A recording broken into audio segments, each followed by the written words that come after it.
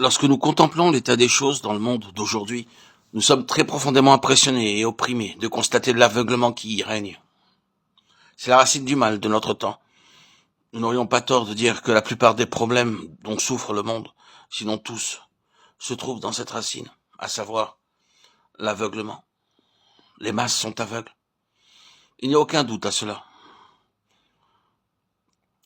Dans un jour qui est supposé être un jour d'illumination sans égale, les masses sont aveugles. Les chefs sont aveugles. Des aveugles conducteurs d'aveugles. Mais dans une très grande mesure, cela est vrai aussi du peuple de Dieu. Généralement parlant, les chrétiens sont aujourd'hui très aveugles. D'abord, il y a ceux qui n'ont jamais vu, qui sont nés aveugles. Ensuite, il y a ceux qui ont reçu la vue, mais ne voient pas beaucoup, ni très distinctement, des hommes comme des arbres qui marchent. Ils parviennent à voir plus parfaitement par une œuvre supplémentaire de grâce.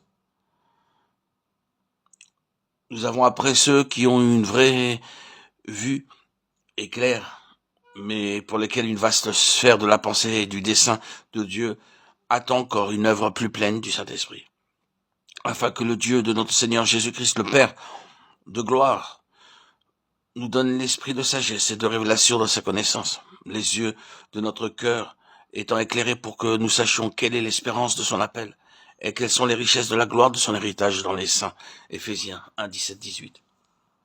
Ces paroles ont été adressées à des gens qui ont la vue, mais pour lesquels cette grande sphère de signification divine attend encore pour sa connaissance une œuvre plus complète du Saint-Esprit quant à la vue spirituelle. Puis il y a ceux qui ont vu et ont suivi, mais qui ont perdu la vue spirituelle qu'ils ont une fois possédée. Maintenant ils sont aveugles, mais avec le facteur le plus fatal ajouté, qui est de croire qu'ils voient tout en étant aveugles à leur propre cécité. C'était la tragédie de Laodicée. Il y a en outre ces deux classes que nous avons citées, qui représentées par Balaam et Saül de Tarse. Balaam, ébloui par le gain ou la perspective de gain.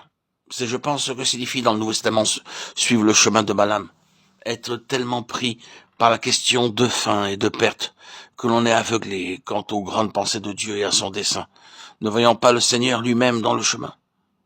Par son aveuglement, il fut sur le point d'être abattu.